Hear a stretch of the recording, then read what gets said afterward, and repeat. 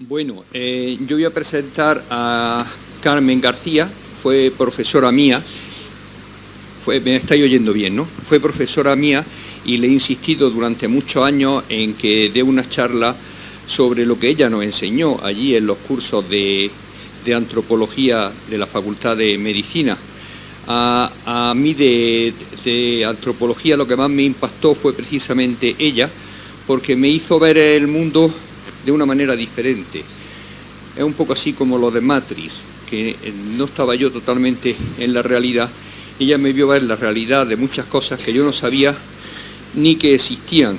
Ella es bióloga, está en antropología física y ciencias del comportamiento.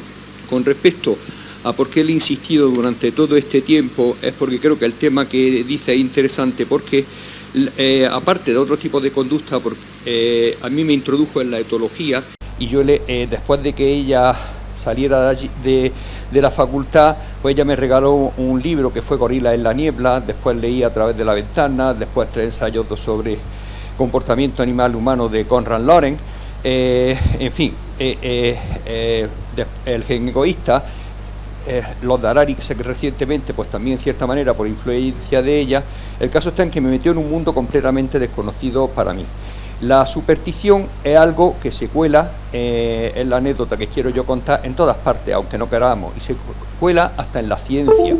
Tanto así que cuando yo era estudiante de medicina, pues teníamos un profesor, Bara Torbeck se llama, que una pregunta de examen era cuál era el tratamiento de la úlcera de estómago. La pregunta y la respuesta eran claras, había que decir quirúrgico, y si no estaba suspenso, porque el tratamiento de la úlcera de estómago era quirúrgico, en la época en que yo era estudiante.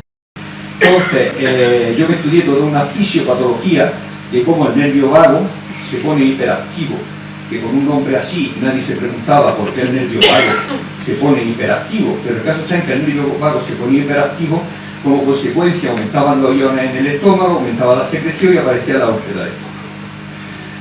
Después llegan los japoneses y dicen que de eso nada, que es el Helicobacter pylori y que se cura con antibióticos. Entonces, toda la fisiopatología que yo me estudié, pues se parece muchísimo a cualquier dogma de cualquier religión que se ocurra. Lo del nervio vago, que se hace hiperactivo, que salen los iones, que aparece la úlcera de estómago, y después todo eso, ¿qué pasa? Pues que es mentira. Es decir que, digamos, la superstición se ha colado en la ciencia. Y después que ya cuando entré en el departamento, aparte de todo lo que nos explicaba, que ella explicara algo, me impactó mucho porque nos puso a hacer unas experiencias con pollo. Nos trajo lo que se llama una caja de Kirchner, que yo no sabía ni que existía la caja de Kirchner, pero allí lo aprendí. Entonces nos trajo a todos un pollo para que lo tocáramos. Y ahí me dijo, como tú eres dentista, vas a enseñar al pollo a cepillarse el pico después de cada comida. Yo miraba al pollo y digo, ¿cómo convenzo yo al pollo de que se cepille el pico después de cada comida? Digo, no sé si me está tomando el pelo o está mal de la cabeza, pero vamos.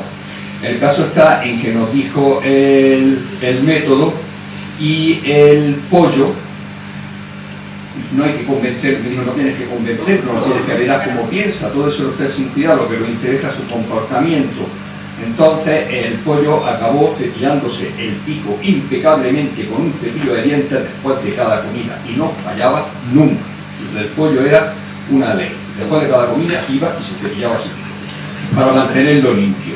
Entonces, claro, esto me hizo cambiar el tratamiento en la consulta de algunos pacientes, porque yo intentaba convencer a mis pacientes, adolescentes sobre todo, que ya sabéis cómo son, de que se cepillaran los dientes, y yo les explicaba lo de la placa bacteriana, de los iones ácidos, lo de que el Streptococcus mutans resulta que transforma los azúcares en ácidos, provoca la caries, etcétera, etcétera. Sin ningún éxito por mi parte, es decir, que cuando me traía la madre a su hija diciendo, mi hija es que es una guarra, no se cepilla los dientes nunca, o mi hijo, me da igual, mi hijo no se cepilla los dientes nunca, y yo una vez que ya la conocí, digo, aquí está el truco está en que yo no tengo que convencerlo absolutamente de nada, tengo que motivarlo, hacer un reforzamiento y hacer un reforzamiento de la conducta. Manera, pues podría motivarlos con dinero, pero no era cuestión, porque eso es como ellos me motivan a mí. Total, que entonces Digo, pues con el sexo tiene que funcionar a la fuerza. Entonces, cuando me trae la madre al hijo adolescente, en plan de que, mire, mi hijo es que no hay manera, le digo que se cepilla los dientes y es que no se los cepilla nunca.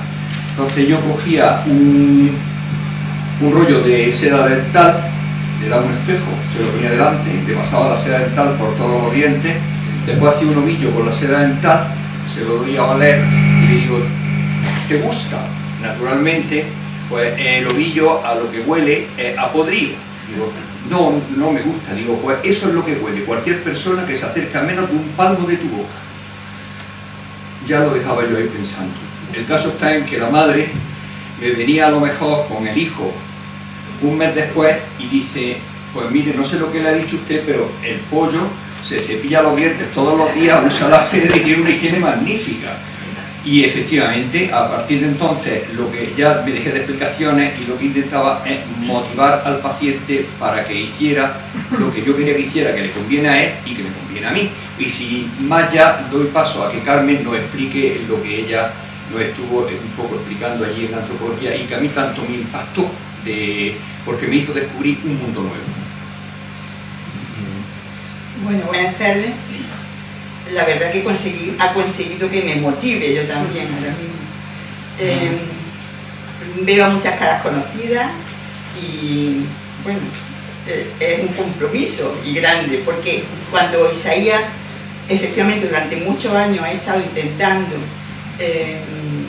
que viniera o que apareciera haciendo, bueno, recordando un poco lo que hace más de 40 años me parece que es, ¿no? Casi. 35 por lo menos. Pues hacíamos, he tenido que aceptar.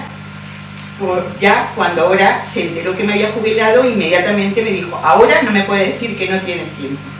Y todos los que estamos ya jubilados sabemos que el tiempo no nos sobra en absoluto. Así que aquí estoy. En primer lugar, lo que tengo que hacer es mostrar mi agradecimiento al seminario, y a Juan Antonio Aguilera, a Pablo, que han estado en la comunicación y en la difusión de esta charla.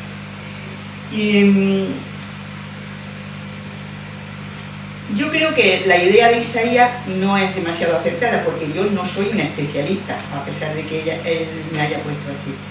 En realidad, me he propuesto, y espero que se ofrezca un camino en el que quiero que se me acompañe, de cómo ir descubriendo cosas que en ese momento tenían un cierto sentido, y que era simplemente una práctica, para verlo ahora desde pasado el tiempo, desde una perspectiva mucho más general.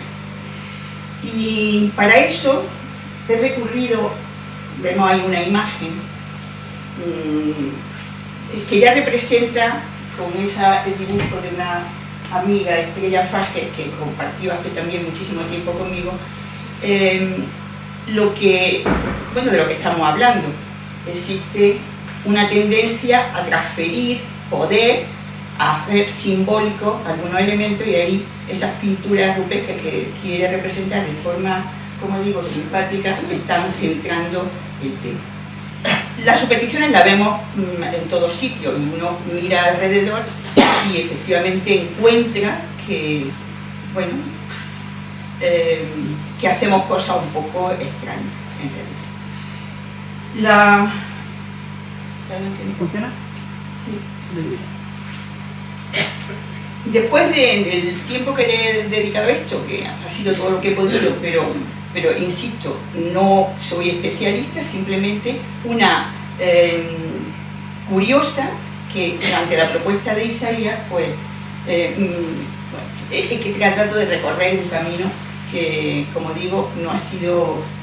Así que, para despejar cualquier duda desde el primer momento, aquí me he planteado una especie de guión que también es una confesión de a dónde he llegado. Porque a medida que avancemos vamos a empezar situándonos en este tema, vamos a necesariamente echar una mirada al pasado, nos vamos a fijar fundamentalmente en la conducta, no en la superstición como algo abstracto, sino en las conductas supersticiosas que nos pueden dar otra perspectiva, esa conducta tiene dos componentes, uno más heredado, otro mucho más aprendido, y vamos a ver cuáles son los mecanismos que los mantienen.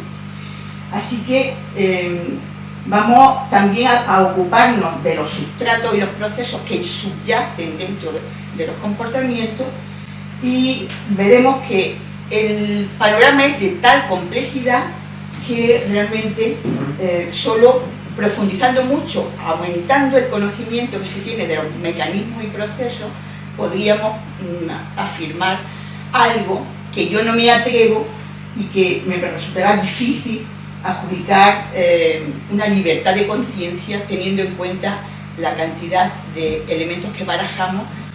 Y aquí os voy a presentar al pollito de Isaías.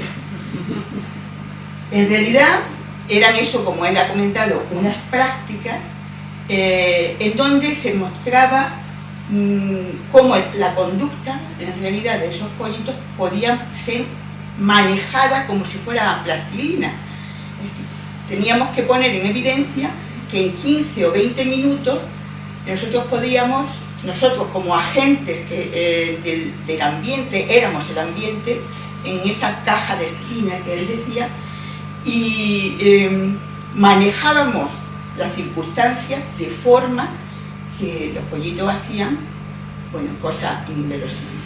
Y ahí lo vamos a dejar, porque explicarlo en principio no resulta de entrada nada sencillo, pero sí nos vamos a plantear entonces por qué. Antes de entrar verdaderamente en el tema, me gustaría hacer dos apreciaciones importantes, porque van a marcar un poco el objetivo último que yo me he planteado, y es reivindicar la perspectiva evolucionista que tenemos que dar a cualquier aproximación científica. Y en esta imagen lo que se representa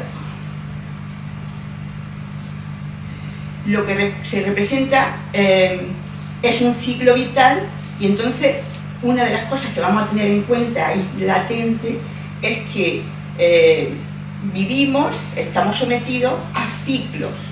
Por lo tanto, la existencia de ciclos y de ritmos que ya están bastante establecidos desde el punto de vista biológico, fisiológico, adaptados, terminan marcando también el proceso de la superstición. Y esta imagen marca también el momento en el que, desde el punto de vista de la biología, se llega a entender la evolución, el sentido y la trascendencia de la evolución. Porque nosotros estamos viendo aquí una diferenciación, aquello que se llamaba la teoría del plasma germinal, en el que en un momento determinado Weismann entiende que nosotros somos un conjunto de células y por lo tanto nuestra vida se cierra sobre un círculo que nos lleva a la muerte, nacemos, crecemos, nos multiplicamos y morimos, pero nuestra línea germinal es lanzada al futuro con la posibilidad de cambios y adaptaciones futuras, que es realmente lo que era la evolución. Entonces, el hecho de separar estas dos líneas filéticas, estas dos líneas germinales celulares, marca también que podamos abordar la historia del cuerpo, de nuestro soma, todo lo que ocurre, todo lo que nos pasa está dentro de ese círculo pequeño, por muy importante que sea, y la historia germinal, es decir, toda la historia previa y la que se supone va a haber hacia adelante. Entonces estamos hablando de historia ontogenética, historia filogenética, que tenemos que tener siempre presente. Y la segunda apreciación es que no hay nada dentro del ser humano, no hay ninguna conducta que no deba ser vista desde la perspectiva evolucionista. Por lo tanto, ya desde las materias que nosotros estudiamos, tenemos ya el vicio o la superstición tal vez de mirar todo desde el principio, preguntarnos su origen y por lo tanto escalar por esos árboles filogenéticos que se elaboran y entender bueno, el problema que se haya planteado. Y ya entrando en el tema, pues superstición. Bueno, pues lo que la RAE nos dice, creencia extraña a la fe religiosa y contraria a la razón, o fe desmedida y valoración excesiva respecto a algo, no me aclara mucho, porque no hace referencia a esa mirada desde el pasado que yo me había planteado, o que es necesario ver para cualquiera de nuestros comportamientos. Más bien, me ha resultado más sugerente centrarme en justo cómo se manifiestan las supersticiones. Tenemos muchísimos ejemplos, después iremos viendo algunos, ¿no? Así que la acción, la actuación, que es observable o detectable de alguna manera, va a ser el centro de atención para hablar de las supersticiones. No la reflexión acerca de cuáles son más apropiadas, porque a lo largo del mundo vamos a encontrar ejemplos extraordinarios y contradictorios. Por lo tanto, el centro, el objetivo y el foco va a ir a la conducta, a todo lo que el organismo hace y por lo tanto considerarla como la herramienta integradora de todos los sistemas vitales que termina estableciendo la relación con el medio ambiente. Es el organismo en su conjunto que se relaciona con el ambiente en todas sus características de lo que estamos hablando. Y eso, como ahí dice, lo hemos encontrado en la antropología, que trata de aunar todos esos elementos. Y ya muchas disciplinas, por suerte, están uniéndose a la aportación que continuamente, desde muchos puntos, está fundamentando esa visión un poco más general. Pero, ¿qué pasa con la conducta? Pues que es muy volátil, es difícil de metodológicamente aprenderla, es uno de los componentes más efímeros que existen. Cuando en nuestro laboratorio, o cuando hablo de esto a gente que está allí con huesos, etcétera, yo les digo, un hueso, estamos midiéndolo, lo metemos en una caja y mañana está ahí otra vez todavía y podemos medirlo. Pero la conducta que ahora mismo estamos observando ya ha desaparecido. Por lo tanto, la metodología del análisis de la conducta ha sido complicada. Pero más aún, no solo porque sea metodológicamente complicado, sino porque conceptualmente estamos lastrados por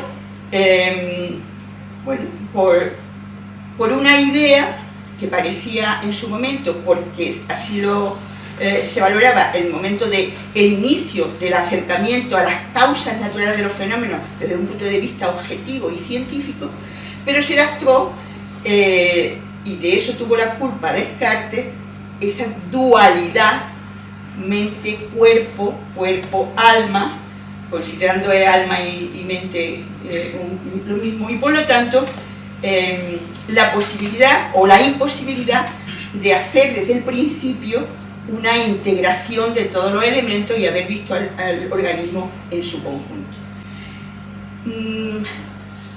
¿Qué quiero decir? Que desde el inicio de ese abordaje científico de los problemas, en realidad el cuerpo avanzó, es decir, el conocimiento del cuerpo avanzó de una manera prodigiosa, con una explosión de conocimiento grande que por supuesto continúa hasta hoy día, porque también las metodologías se han ido adaptando a esas circunstancias.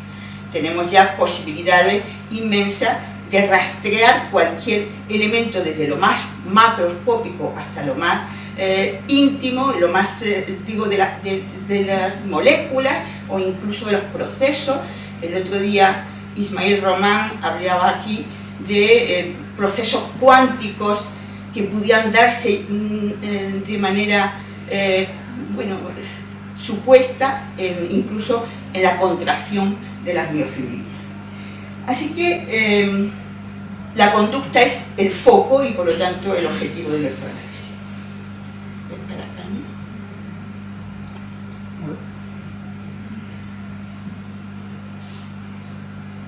Con ese planteamiento de dejar sin analizar aquellas conductas que, según Descartes, o más bien esos aspectos del humano que eran inabarcables desde el punto de vista metodológico, además eran inaprehensibles, como eran las condiciones superiores o las facultades superiores del humano, imaginación, conciencia, reflexión, etcétera, etcétera, que en principio parecían ser imposibles de abarcar, pues se vio en el problema, por ejemplo, la psicología, de desgajarse de la filosofía e intentar en un momento determinado plantear también la conducta como objetivo de análisis. Pero mientras tanto, en realidad los naturalistas, ya desde Aristóteles, que lo fue en su momento, y por supuesto Darwin, que tiene que presidir cualquier cita de un tema, los naturalistas que habían acumulado información suficiente como para plantear otra perspectiva más evolucionista, más adaptativa, y hoy en último momento he visto que en realidad este año se cumplen los 50 de la concesión del premio Nobel a los etólogos. Por lo tanto, me ha parecido un momento oportuno para hacer un homenaje. Así que, con esa introducción podemos ya afirmar, y vamos a avanzar un poco en este sentido, que todas las conductas que se observan, ahí lo vemos, o bien tienen un componente importante heredado, se han adaptado desde el punto de vista filogenético, o bien se han modelado, han cambiado, se han aprendido y por lo tanto constituyen una diversidad muy grande de posibilidades de adaptación. Si nosotros queremos seguir en esta línea, es decir, ver las conductas, mirar hacia el pasado a ver dónde empezaron cada una de ellas, deberíamos tener, como yo desde que encontré esta frase, una especie de mantra. No deberíamos permitir que la singularidad de nuestra especie nos embauque haciéndonos creer que somos el producto de unas fuerzas especiales. Es decir, somos excepcionales, no hay duda, desde el punto de vista de algunas de las facultades que tenemos, pero los mecanismos que están a nuestra disposición comprenderemos enseguida que son los mismos. Pertenecemos, si nos adentramos en el pasado, pues a un conjunto de categorías zoológicas que han ido aportando, es decir, que más bien han sostenido y han mantenido características, por supuesto, adaptativas, que las compartimos con muchos y que terminan conformando todas las capacidades humanas. Hasta llegar a algunas discutidas o discutibles en cuanto a que pudieran ser exclusivamente humanas. Ya aquí, en esta serie de charlas, estuvo Ismael Román hablando de que la conciencia también tiene, efectivamente, evolución y todo es cuestión de grado, y esa extraordinaria capacidad de observación y asociación que tenemos por un cerebro grande y con mecanismos muy complejos, pues nos lleva a esa propiedad de la autoconsciencia, que no es exclusiva nuestra y por lo tanto que tenemos que prospectar también. Esa capacidad inmensa de asociación y de atribuirle causas a los fenómenos, en realidad es lo que gestará la mayor parte de las supersticiones. Y también, como consecuencia de ese carácter social, de interdependencia y de autoobservación, estamos dotados de esa otra capacidad de trascendencia, es decir, de no conformarnos con lo que estamos describiendo, sino aspirar verdaderamente a plantearnos el futuro y a ver el sentido de la existencia y de nuestra vida. Y si estamos dotados de todas esas capacidades tan maravillosas, si hemos sido capaces de abordar problemas muy difíciles desde el punto de vista técnico, etc., ¿cómo es posible, y nos preguntamos, que ocurran lo que yo he llamado deslices insospechados? Es decir, que hay personas que evitan pasar bajo una escalera, o que siguen pensando que algunos números son mágicos, horrorizarse por la rotura de un espejo, cruzar los dedos invocando al destino, derramar sal y inquietarse porque es mal augurio, reclamar la lluvia a los dioses, por ejemplo, o adjudicar la mala fortuna a un gato negro. De ahí, esto es solo una muestra de la cantidad de interpretaciones absurdas de fenómenos y sobre todo de conductas ridículas si no localizamos verdaderamente su verdadera causa. Revisando mucho, porque eso es muy entretenido, intentar recabar la cantidad de supersticiones que hay en el mundo, es consustancial con el humano, pues nos encontramos de la diversidad inmensa. A ver, después a lo mejor puede haber gente que tenga más imaginación, haya encontrado otras cosas más interesantes. Pero el hecho es que encontramos eso como un acto universal, como una propiedad universal. Y no se ve prácticamente nada, ¿no? Si hay alguna de las supersticiones más misterioso, así que un poco más terrible. Una de las supersticiones más corrientes, y que la recogió Edgar Allan Poe en ese relato de terror, que significa el culmen de la literatura de terror, está hablando de eso, del misterio, de las indecisiones, de las dudas, de la culpa, de todo lo que motiva la parte más oscura y negra de la personalidad humana. Ahí dejo que después me ayuden a construir muchísimos más listados. Pero vamos a analizar todo el proceso. Si nosotros queremos explicar, vamos a irnos al origen. Si es una conducta, pues vamos a saber lo que ya le había adelantado. En realidad, si vamos siempre hacia el pasado, nos encontraremos con que hay conductas reconocibles, que son adaptativas, por ejemplo, las que se refieren a las conductas reproductoras. Aquí tenemos esta imagen tan bonita del Códice de Florentino, en la que se representa, y no hace falta que nosotros sigamos la secuencia del movimiento para entender que es un cortejo y por lo tanto poder añadir el antes y después de esa instantánea. Conductas reproductoras muy bien cuidadas desde el punto de vista evolutivo y, por supuesto, muy eficaces por lo tanto.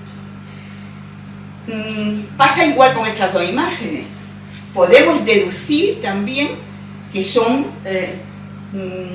pertenecen a un conjunto de actitudes, o más bien de conductas, de cadenas de conducta que llevan al acercamiento, al afecto, con propósitos distintos, en este caso el propiamente sexual y aquel simplemente lo podíamos hacer representar la atención, el cuidado, la crianza, etcétera, etcétera. Lo curioso es que los reconocemos, por lo tanto, en principio no nos ha enseñado nadie a mostrarnos de una manera que es reconocible. Surge y por lo tanto se reproduce. De hecho, las conductas esas que tienen un componente heredado grande resultan en el mundo animal como elementos taxonómicos que nos diferencian a una especie. Hemos dicho, en el origen, esas conductas heredadas, propias, reconocibles, etc. Pero ya y el resto de la vida, pues la adaptabilidad. Y esa es un poco la idea. Nosotros todo lo que expresamos, manifestamos, etc., es como consecuencia de esa también capacidad heredada, aquella que nos permite cambiar, adaptar, apropiar la conducta a las circunstancias más inmediatas. Y así vemos cómo, por mecanismos que se conocen bien, no podemos extendernos por supuesto mucho, pues hay todo un proceso a lo largo de nuestro desarrollo en el que las conductas se aprenden, se desaprenden, se hacen habilidosísimas y por lo tanto todo eso dentro del ambiente social. Ese camino lleva a el desarrollo en sí, diversidad que se muestra aquí desde el punto de vista más morfológico y de aspecto, pero que también lo es en los comportamientos. Por lo tanto, el resultado de un proceso de desarrollo va a ser siempre que nos vayamos separando un poco cada uno por nuestras peculiaridades. Y debajo de eso, que es lo interesante, es que no es que solo que las conductas se muestran, sino que tras esa conducta tenemos ya, por la historia del análisis, por la historia de la ciencia, pues un conjunto de conocimientos que nos han acercado por metodologías muy modernas dependiendo un poco del tiempo, pues desde aspectos más macroscópicos, es decir, desde el principio se interesa uno por lo que se ve, cómo es el cerebro, cuáles son los núcleos en donde están implicadas algunas conductas, pero después, a medida que el microscopio y otros elementos metodológicos han ido descendiendo a los detalles que permiten entonces establecer pues sistemas de regulación, por ejemplo el eje hipotálamo hipofisario gonadal o el adrenal, circuitos y redes muy complejas que sabemos que están interactuando dentro del sistema nervioso y que tienen mecanismos para ir modificándose continuamente como consecuencia de nuestras experiencias.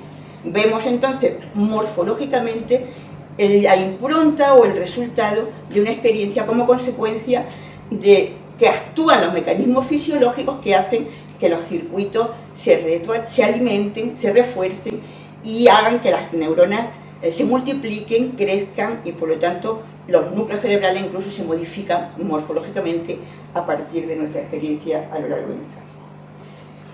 Y por supuesto, ahora todo eso ya lo llevamos a un nivel muchísimo más íntimo cuando hemos desvelado la información genética, cómo leerla, incluso cómo editarla, y se ha unido también una nueva perspectiva interesante que todo el mundo habrá oído en algún momento, lo de la epigenética, los mecanismos por los cuales el ambiente dialoga con el propio ADN, con la información genética, en el momento en que estamos viviendo y adaptando nuestras características a eso. Pero, a pesar de que conocemos todo ese entramado morfofisiológico, en realidad, para seguir el hilo de las supersticiones, de todos los procesos que pudieran llevar a esa adaptación, nosotros podemos, decíamos antes, aprender, desaprender, etc. Hay mecanismos como la imitación o como la instrucción verbal, como el ensayo y error, etc. Si nosotros estamos siguiendo cómo buscar el origen de una superstición, tendríamos que detenernos un poco en estos dos señores que marcaron la manera en que el ambiente dialoga con el organismo. descubrieron que ese ambiente puede tener un control sobre nuestras conductas y los mecanismos que subyacen bajo eso. De una manera muy sencilla, bueno, supongo que alguien habrá reconocido aquí a Ivan Pavlov y aquí a Friedrich Skinner, que son justo los que nos desvelaron el elemento más esencial, más fundamental, un poco la manera más básica de acercarse a cómo nosotros adquirimos las conductas o cómo se pueden llegar a adquirir la superstición.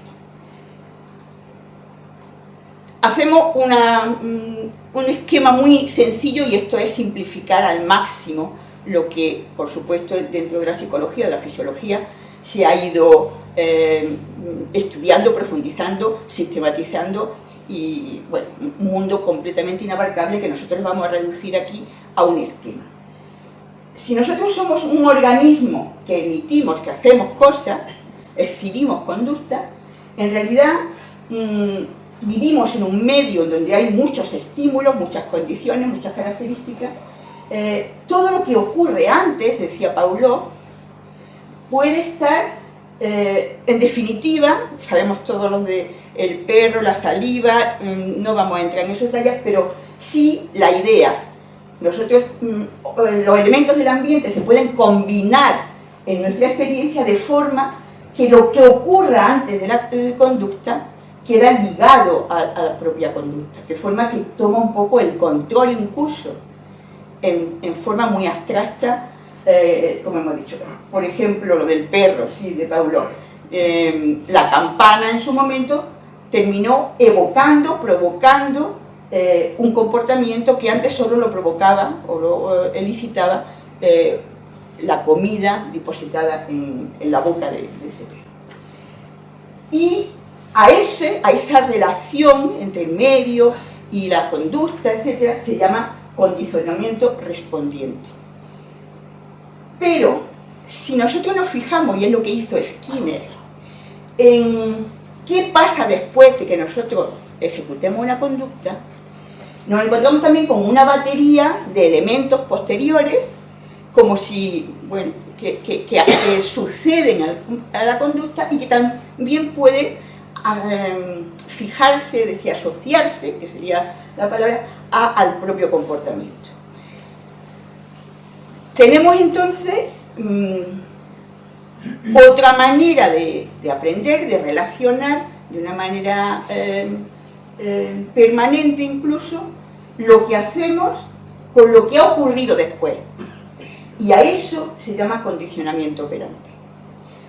Pues bien, en este cuadro se sintetiza también las posibilidades que hay de esa ligazón de las conductas con el ambiente. Hay 4 situaciones con las que podríamos explicar prácticamente toda parte de nuestra conducta, porque son básicas y están actuando permanentemente, aunque por supuesto nosotros ni seamos muchas veces conscientes, ni siquiera lo aceptemos como tal, y que se entienden fácil. Nosotros respondemos a cosas que son gratificantes, o sentimos cosas que son gratificantes, o cosas que son aversivas, molestas, dolorosas, etc., ¿no? Bueno, pues si después de la conducta se presenta algo gratificante, se establece una circunstancia que se llama reforzamiento positivo, y esto todo el mundo también conoce en qué consiste. Yo tengo un perro que me da la mano y yo le doy un poco de comida. Esa acción se va a reforzar y va a ocurrir cada vez más porque se ha producido esa ligación y por lo tanto estoy recompensando esa acción que es subir la pata. Si yo no le diera, pues realmente ya esa conducta va a desaparecer, y esto es una condición que se llama extinción. Y nosotros podemos poner ejemplos también humanos. Yo tengo una persona con la que hablo todos los días y para mí eso es fundamental, me encanta, por lo tanto lo llamo muchísimas veces. Y si no me contesta, si empieza a no contestarme, en realidad lo más probable es que se vaya demorando mi nueva llamada hasta que definitivamente llegue a no llamar. Bueno, pues también si después de la conducta nosotros sigue una condición muy aversiva, a eso se llama castigo, en realidad la conducta se paraliza o ya no se emite más y esa situación aversiva provoca conductas que son de evitación, de huida de la situación. Pues aquí es donde me gustaría que se hubiera llegado, entendiendo que muchas de las suposiciones simplemente responden al hecho de que nos enfrentamos a situaciones aversivas, imaginamos situaciones aversivas y establecemos, se establece realmente una serie de conductas o de pensamientos o de acciones que nos alejan de esa situación tan molesta. Aquí, como digo, encontraremos la mayor parte del origen de las conductas supersticiosas. También hay conductas supersticiosas como más positivas, que se mueven por la esperanza, la ilusión, la acción de un propósito que también hemos imaginado. Y entonces se puede establecer cadenas de comportamiento que nos lleven a ese propósito, y algunas de esos comportamientos puede ser absurdo también o inapropiado. Bueno, pues tenemos al servicio de esas relaciones del medio con el organismo, con la conducta, un sistema complejo, cerebral, que se llama el sistema de recompensa. Es decir, unos circuitos, unos núcleos celulares en donde se producen unas sensaciones como consecuencia de la intervención de neurotransmisores y también de activación de esas vías nerviosas ya preprogramadas. Realmente son la base de la interacción con el medio. Que nos gusta de forma natural y por eso, es lo que se manifiesta en los procesos de evolución. Nos gusta la comida, el agua, el sexo, el calor, el contacto como elementos básicos, reforzantes, como la comida que le dábamos al pollo de Isaías, y por lo tanto establecíamos esa superficie.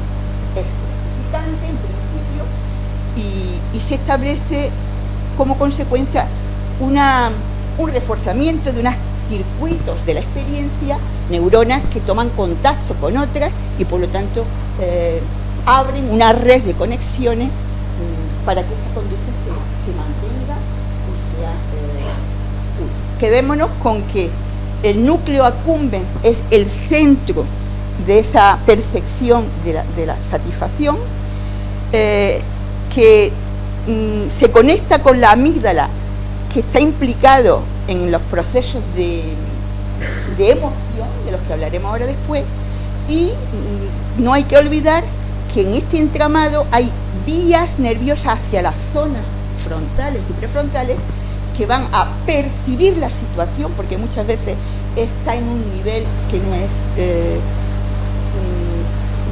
visto o no puede ser descrito porque todavía no nos hemos enterado. Eso ocurre muchas veces, y solo cuando nos hacemos conscientes de lo que ocurre, el placer o lo que sentimos tiene su nombre y nosotros lo podemos ver. Y todo esto tan abstracto en principio, pero todo eso que ocurre para cada acción que realizamos no es consecuencia de un automatismo, sino que está a su vez regulado por unas circunstancias, o depende de un estado general del organismo cosa que llamamos emoción. Estado fisiológico general que termina entonces oscilando entre situaciones muy distintas, entre percepciones y autopercepciones muy diferentes. Una de las personas que más ha estudiado la emoción es Antonio Damasio, y él lo define así: curiosas formas de adaptación que forman parte de la maquinaria con la que el organismo regula la supervivencia, son mecanismos de regulación y son inseparables de los estados de placer y dolor, de recompensa y castigo. De que empieza, espero que estemos ya estableciendo ese entramado complejísimo que hay debajo de la conducta, en el que lo anatómico, lo fisiológico se combina de manera inexplicable pero maravillosa para mantenernos aburridos o interesados o arrepentidos de estar aquí hoy, por ejemplo. En la literatura he encontrado, bueno, se sabe que hay emociones, unas cuantas, 5 o 6 que se consideran básicas, pero en la actualidad, una vez que se ha superado o saltado la barrera de que la emoción era solo exclusivamente humana, porque esa es otra cuestión. Yo me acuerdo en esta facultad, cuando el premio Nobel se le dio a los etólogos, en el 1973, que era yo alumna de aquí, que se decía que hablar de emoción en otros seres que no fueran lo humano era una interpretación antropocentrista, que cómo se nos ocurría pensar eso. Ahora ya sabemos todos que se ha convertido un poco en el centro incluso de las conversaciones, de las prácticas que inundan nuestra vida, porque estamos también sometidos a procesos que modifican los ritmos, esos ciclos y ritmos de los que hablábamos al principio, y que perturban mucho, y por lo tanto conocido cuál es el origen o cuáles son las manifestaciones, se proponen mecanismos, se proponen prácticas que aminoren esa perturbación, el estrés, el desánimo, etcétera, que ahora mismo tienen muchísima importancia y se les da la que tienen. Bueno, pues ahí vemos cómo en ese estado que puede cambiar mucho, de estar muy sereno a de pronto manifestar una emoción intensa que nosotros reconocemos, porque las que se llaman básicas son alegría, miedo, tristeza, asco, no me acuerdo de la otra cuál era, ira. Esas se consideran básicas. En la literatura he encontrado que en la actualidad hay autores que hablan de 27, cuando han hecho un rastreo entre otros animales y el humano, como 27 estados diferentes a los que nosotros le hemos adjudicado un término, y que ese término además va a terminar siendo también un evocador de la emoción. Cuando nosotros decimos alegría, y se lo decimos muchas veces, a lo mejor incluso nos ponemos alegres, ahí hay toda una dinámica interesantísima de cómo las conductas y las emociones están interrelacionadas, de forma que la emoción puede sobrevenirte sin que en principio tú la controles, pero hay otras que las puedes provocar simplemente ejecutando acciones para esa emoción. Se da la curiosidad de que, eso seguro que todo el mundo lo conoce también, de que los actores que tienen que interpretar esos estados de ánimo recurren a su vez también, y es conocido, a lo que se llama el método Stanislavski, efectivamente, que creo que todo el mundo sabe también que consiste precisamente en ponerse en el papel, meterse verdaderamente para que la emoción surja. Y no nos pueden engañar, porque tenemos un reconocimiento de las gestualidades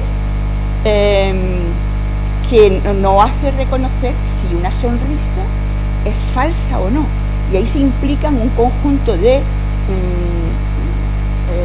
circuitos anatómicos fisiológicos por los que una sonrisa falsa no contrae un músculo, el orbicularis oculi se llama, y entonces la reconocemos como extraña, ¿no? Sabemos que es un engaño. En ese sentido también hay terapias para la alegría, que es muéstrese, gesticule, como si estuviera contento, y conseguirá que la emoción surja en esa interrelación entre unos elementos y otros. Bueno, pues como mientras hemos podido estar viendo que todo es como una inmensa red en el que también hay intensidad distinta. Podemos estar contentos, muy contentos, extraordinariamente contentos.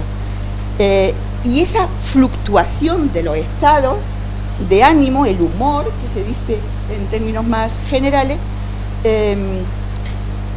pues lo podemos modificar y controlar. O más bien, cuando ocurre, nos controlan un poco a nosotros. Pero para seguir explicando o irnos al origen de las supersticiones, que es de lo que se trataba hoy, de dar los fundamentos para esto, nos vamos a fijar en el miedo, ¿vale? Porque la literatura también nos dice que, siendo una de las emociones más adaptativas y por lo tanto más cuidada desde el punto de vista evolutivo, es decir, ha sido seleccionada con mucha precisión y con mucho rigor, es más abarcable, más abordable, porque hay otras que pueden resultar un poco más complejas. Y en el miedo, y solo por mostrar la complejidad de cada uno de los elementos, en el miedo, que al final está relacionado pues con la amígdala, que es uno de los elementos en donde participan vías del miedo. Parece que si se lesionara ese punto perderíamos el miedo. No sé si Juan sin miedo es lo que le pasaba, pero el caso es que solo con hacer una relación de la cantidad de sistemas o moléculas y acciones, vamos a leer una. La serotonina, sus diferentes subtipos causan excitación, inhibición o activación de interneuronas inhibidoras. Es un complejo. De hecho, también había otra imagen que, por simplificar, le he quitado, en el que trataba de hacer un organigrama de los inputs que iban a cada uno de los elementos del encéfalo, y por lo tanto cómo se coordinaban de una manera muy compleja todo. Pues les traía esto solo para mostrar la complejidad del solo elemento y uno de las emociones más sencillas. Con eso estaríamos en condiciones, con esas pocas cosas que hemos dicho, que hay conductas que espontáneamente aparecen, que las conductas a lo largo de la vida se van modificando, que tenemos mecanismos como los condicionamientos que las modifican, las adaptan apropiadamente a las circunstancias y el momento. Ya nos podríamos, como digo, plantear cuáles son los miedos más importantes, si es que se dice en la literatura que el miedo es uno de los orígenes de las básico o fundamental de las supersticiones. ¿Cuál es un miedo universal? Pues el miedo a la muerte, una vez que esa conciencia y ese autoconocimiento o autoconsciencia y ese deseo de trascendencia se implanta, bueno, cuando los niños ya empiezan a crecer y se dan cuenta de lo que es la vida y la muerte, ¿no? Evidentemente no hay ninguna, en principio no hay ninguna conducta supersticiosa que evite, porque con el miedo, hemos visto en el cuadro este de circunstancias, el miedo, que es una situación aversiva, genera conductas de huida, de evitación, o en último término, de afrontamiento. Ahora que veía a Federico Zurita por aquí, me he acordado preparando esto de él, porque había un artículo en el que se hablaba de cómo, a pesar de que los peligros son muy grandes en una guerra, ¿dónde está Federico?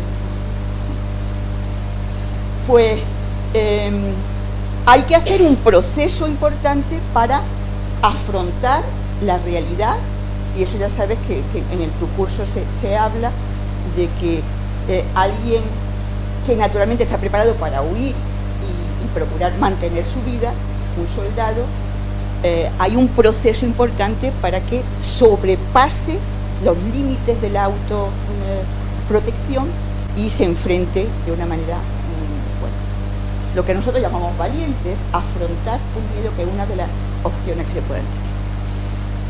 Bueno, pues ese miedo a la muerte, o más bien el miedo a desaparecer, a la no trascendencia, es lo que ha generado el conjunto de lo que llamamos nosotros rituales funerarios o duelos, etcétera, sentimientos de pérdida grandísima que se dan en toda la cultura. Y que entonces son estas conductas, son conductas supersticiosas, porque ni el dolor ni el final de la vida lo van a solucionar, pero sí hay conductas que tratan de evitar esos sentimientos, y entonces practican elementos que los calman, que los convencen de que en realidad puede que la vida siga, que puede detrás de la muerte, y por lo tanto todo el conjunto de fantasías acerca de nuestra trascendencia supuesta. Prueba de eso también es la cantidad de monumentos a lo largo del mundo en donde unos supuestos, porque esto es muy antiguo, ¿no, Miguel? No está comprobado que era un enterramiento, ¿sí? Bueno, pues, o imaginemos cuántas veces el enterramiento de neandertales o previos pudieran haberse producido. Y bueno, aquí tenemos los dólmenes de Antequera para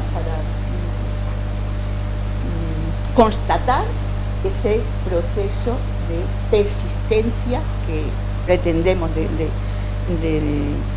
nuestra vida, ¿no?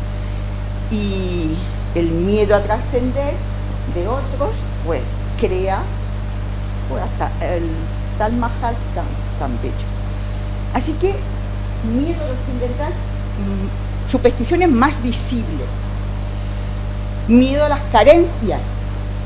Esa es otra de las fuentes más importantes de supersticiones, de acciones para evitarlas, o sobre todo para invocar a algo, porque de una manera humana no se puede afrontar, por ejemplo, una gran sequía o una pérdida de una cosecha, etc. Entonces aquí tenemos a Sintol, me parece que se llama, el dios del maíz de las culturas mesoamericanas, pues que relacionado, como esas culturas tienen, con cantidad de ritos por los cuales se ensalza la importancia de ese elemento absolutamente básico para esas culturas. Miedo a la carencia, he visto yo en la supuestas también rituales que ahora mismo se han puesto de manifiesto en una cueva ahí del Valle de Lozoya, por la que se dice que unos 35 cráneos de presas que habían sido de humanos habían sido llevados a una cueva o a unas cuevas, depositados allí y ritualizado en sí el hecho de que lo hubieran llevado hasta allí. El miedo a la carencia, invocar de nuevo a lo que fuese que le ayudara a que el próximo año volvieran las presas y se pudiera mantener al grupo, ¿no? Dice la literatura también que tenemos miedo a los abismos, a la oscuridad y a lo angosto, como los más importantes. Y ahora voy a confesar uno de mis miedos. Tuve la oportunidad de ir a Nueva York y no he subido a ningún edificio alto. Y yo me he dado vueltas, no me ha dado tiempo, tal, pero en realidad es porque tengo, o sea, he ejecutado conductas de evitación y no de afrontamiento, que se debía de coger un ascensor hasta arriba y a lo mejor ni siquiera mirar, pero eso. Por supuesto, miedo a las enfermedades, y tenemos tan reciente las reacciones que se han producido como consecuencia de nuestra pandemia todavía persistente, y que nos podemos imaginar cómo en momentos en que la información y los procesos de contagio, etcétera, eran absolutamente desconocidos, cuando las epidemias de peste negra de la Edad Media pues perturbaron, no solo impactados por la cantidad de personas que morían, sino también perturbados por porque no saber qué hacer, y se generan generalmente muchas conductas absolutamente irracionales, absurdas, que es lo que es una superficie. Y hemos vivido esto, los antivacunas o las personas que ahora ni siquiera se quitan la mascarilla todavía, ¿no? Esto pone en ese hilo que yo les traigo para que me acompañen, esto pone el límite de lo que es una superstición con ya elementos patológicos. Uno puede tener miedo a la enfermedad, pero puede haber un miedo excesivo que genere entonces una inadaptabilidad. Todos los otros elementos son recursos de adaptación, pero los mecanismos, como yo lo he mencionado y lo he definido, se pervierten en algún momento, se pasan de la raya, y entonces se producen, por ejemplo, pues situaciones confesadas por todas esas personas. De Charles Darwin sabemos bastante, que también ahí tenía problemas de enfermedad que no estaban muy bien resueltos y que no salió de su casa desde que volvió con el Beagle, y se dice que también tenía sus supersticiones el Adolf Hitler. Entonces, ¿dónde poner la barrera de lo que es superstición y lo que es patología? ¿Cómo es posible que una conducta que es adaptativa, como veremos, porque aleja el miedo, termine ocupando todo el tiempo o el pensamiento o la situación, la actitud de una persona? Aquí se pueden correlacionar pues los tics, los TOC y todas conductas menos interesantes que repite una palabra, etcétera, en esa dinámica de darte un poco de tiempo para pensar, que muchas veces hacen. Hay una cultura que lo hace muchísimo.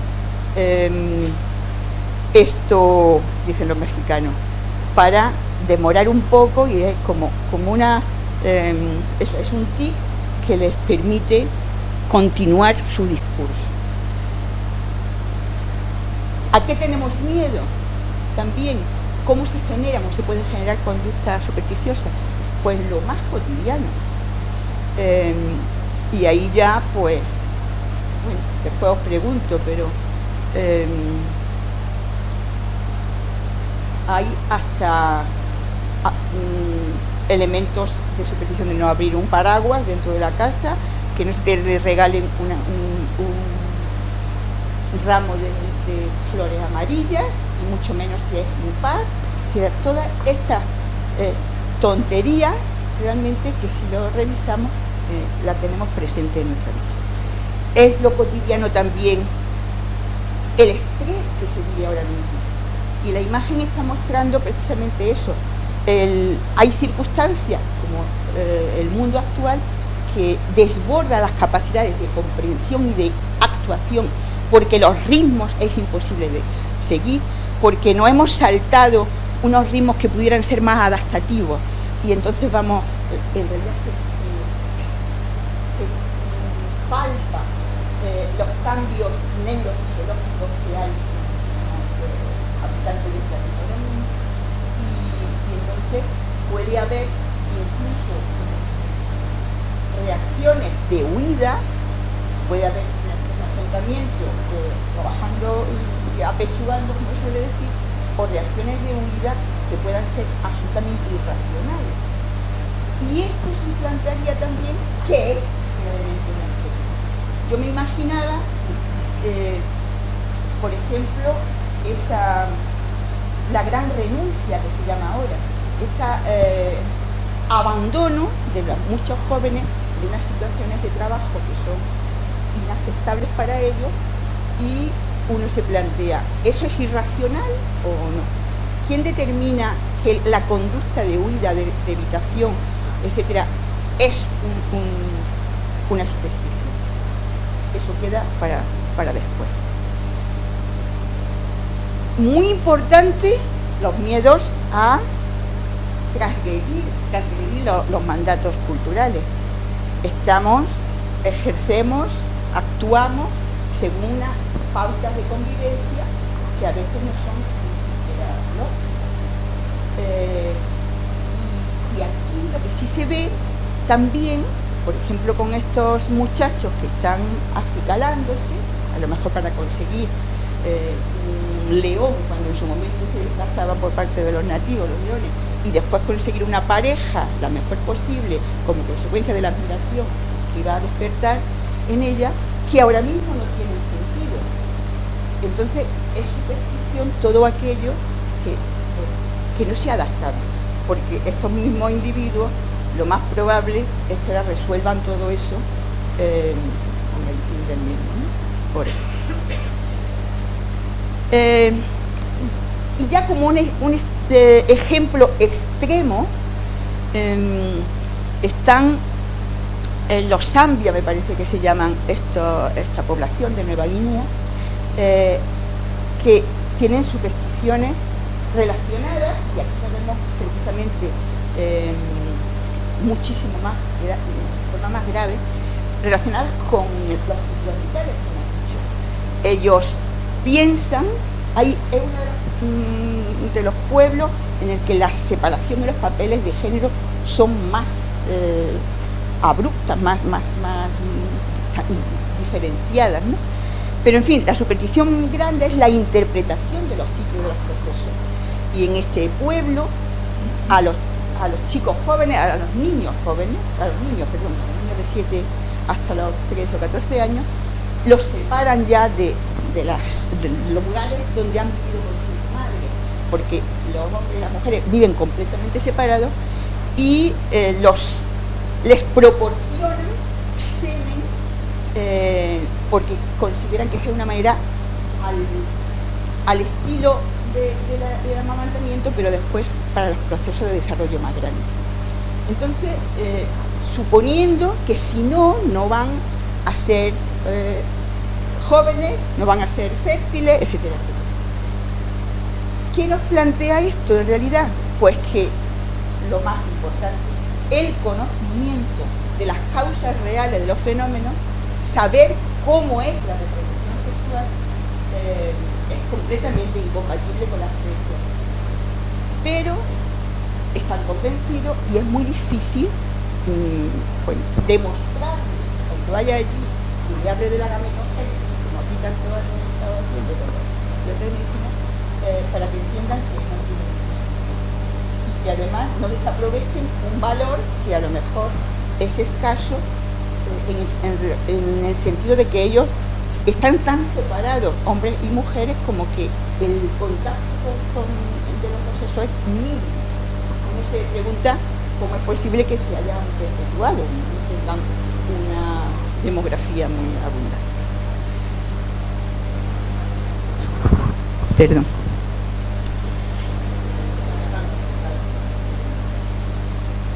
Vale, gracias.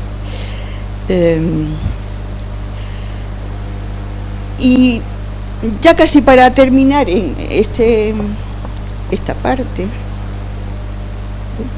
me queda muy poco. Y siguiendo con los mandatos culturales, también hay que plantear la ética de determinados supersticiones, de determinadas prácticas. Por lo tanto, es también una cuestión de que, bueno, se conozca, se sepa, se implanten otras miradas hacia una acción que en su momento era de, bueno, necesaria, obligada, deseada porque daba prestigio, pero que por muchos motivos dentro de la ética que nosotros nos planteamos no podría hacerse en este momento. Y de todo ese mare magnum de situaciones, yo he encontrado un texto que me sirve para, de manera muchísimo más poética y mejor de lo que yo lo hago, veamos qué está debajo de todos esos miedos, ¿no? Dice Antonio Muñoz Molina: uno tiende a acostumbrarse al miedo, quizá por falta de imaginación o por incapacidad de mantenerse en guardia demasiado tiempo.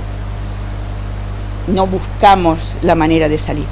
Uno quiere, ante todo, que la normalidad no vaya a romperse y se aferra a sus hábitos con más fuerza que nunca en medio de una crisis que en cualquier momento podría destruirlos, como si al repetir lo que está haciendo cada día segregara una sustancia que lo irá protegiendo, como el calcio de su concha al molusco o el hilo de saliva convertido en seda al gusano que teje su capullo al mismo tiempo que se cobija en él.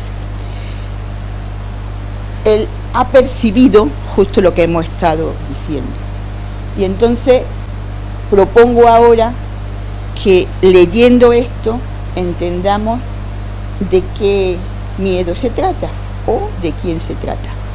Toca sus calzones, roza el hombro izquierdo, roza el hombro derecho, agarra la oreja izquierda, toca su nariz, agarra la oreja derecha, repite el movimiento con la oreja izquierda, regresa a tocar su nariz, termina con un toque a la derecha. Lo hemos reconocido todos, ¿no? Nos preguntamos, ¿son conductas supersticiosas? Aquí hay un enlace a a un pequeño vídeo en donde se ve cómo él coloca las botellas en un orden, etcétera, y como digo, se pregunta uno, ¿son conductas supersticiosas? Porque hubo alguien que se decidió a describir, a hacer un relato de todos esos 459 tics, y entonces dice él: si no hago lo de las botellas, me distraigo.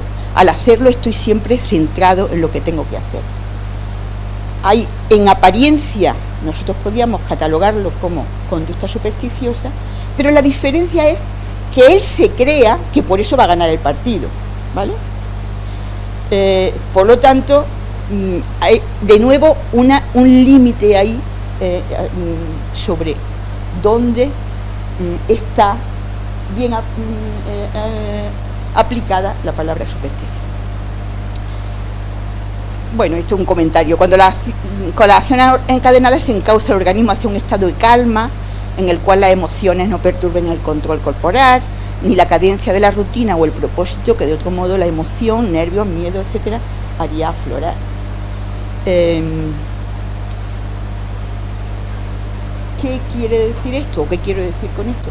Que en realidad esos pequeños movimientos que pueden convertirse en algo absolutamente necesario terminan siendo un mecanismo adaptativo también para centrar, es decir, para ejercer el control que nosotros desde el punto de nuestro frontal, es decir, del punto de incluso la propia voluntad, pudiéramos encauzar esas situaciones que nos desbordan. Y volvemos entonces al principio, que a lo mejor es por donde debíamos de haber empezado. Sabiendo todo eso, en realidad la práctica con Isaías consistía en fabricar, como hemos dicho, conductas supersticiosas. Y ya eso era una réplica de un experimento que había hecho el propio Skinner, en que había programado sus famosas cajas de Skinner, medios muy controlados, en el que todo lo que pasaba estaba controlado, y lo había programado para que en la caja o en el comederito saliera comida cada 20 segundos. Las palomas que estaban dentro iban a comer de todas maneras, pero como él dice, al final el medio puede llegar a exigirle, es decir, se pueden estar reforzando conductas absurdas, y si uno conoce eso se pueden generar conductas supersticiosas, que es lo que en términos muy globales se hace con las masas, con los individuos, utilizando el miedo o reforzando cosas que puedan ser, bueno, deseables para cambiar un poco la conducta de los individuos y de la sociedad. He tratado de extraer algo que sea general, porque claro, es un tema inabarcable y hay muchísimas maneras de abordarlo, pero desde la perspectiva más funcional o más adaptativa, que es lo que trato de que se vea, pues podemos concluir un poco.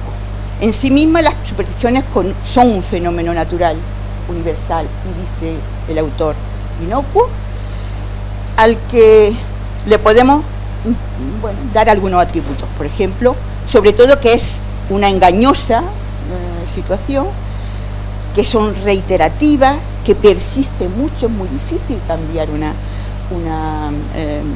superstición, y en cierto modo constituyen un despilfarro de energía, porque muchas veces esas acciones pues son encadenadas, reiterativas, un poco absurdas, demorando y por lo tanto gastando tiempo, energía para tratar de tomar el control. Obedecen o bien a miedo, y un miedo crónico que es la ansiedad, o a esa esperanza, optimismo, que es un poco lo que pudiera llegar a motivar lo que se llama supersticiones más positivas, como cruzar los dedos como una cruz, ahí, a ver si me sale esto bien, por ejemplo, etcétera, que denotan en otro modo que hay distintas supersticiones dependiendo de cuál es el elemento que se le conecte, o bien la esperanza, la alegría, el afrontamiento, etc. Se supone que hay pues esas más supersticiones como más positivas y otras negativas. Lo que se llaman supersticiones positivas son aquellas, como he dicho, que delimitan o distinguen entre personas más animosas, entonces hay también una cuestión de carácter, o personas más vulnerables, más negativas, etcétera, que de hecho también lo son, y van a establecerse todas esas negativas de evitación, de escape, de darle vuelta a las cosas, de demorar, por ejemplo, una tarea una y otra vez, haciendo mientras otras cosas, eso que se llama la procrastinación, pero que puede ser también patológica, o las que, como hemos dicho, pues son las propositivas, las de acción. Y aunque hoy en día algunas acciones supersticiosas se alejen en sí de la creencia, se siguen ejecutando por lo que contribuyen al bienestar, las relaciones sociales, la economía, la paz, el divertimento y los problemas cotidianos. Es decir, ¿cómo es posible que estemos arrastrando supersticiones de muchas culturas que se han ido mezclando para darle crédito a aquello que se dice, haz esto porque si no pasa? Por ejemplo, la luna llena, las noches de luna llena están como también tildadas de noches mágicas, tenebrosas, etcétera, y en realidad parece que eso proviene del impacto que supuso el asesinato de César, de Julio César, que ocurrió en la primera luna llena del año correspondiente, que entonces era como por marzo, los idus de marzo, y que, bueno, supongo que el impacto general fue tan grande que siempre se consideró el 15 y en torno a eso como un día aciago. Y eso ha permanecido en los años. O hay otras que provienen de las culturas celtas o de otros sitios. Preguntándonos entonces cómo es posible y planteando también la transmisión y el sentido de eso.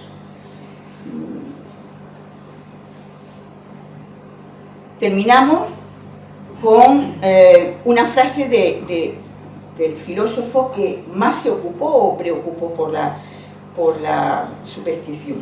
Dice: si los hombres pudieran conducir todos sus asuntos según un criterio firme, o si la fortuna les fuera siempre favorable, nunca serían víctimas de la superstición. De forma lamentable y casi sin cesar, entre la esperanza y el miedo, la mayor parte de ellos se muestran sumamente propensos a creer cualquier cosa. ¿Qué es lo que está pasando en este momento? El conocimiento, la racionalidad no se ha impuesto, sino todo lo contrario. Estamos viendo cómo se ha abandonado por parte de la sociedad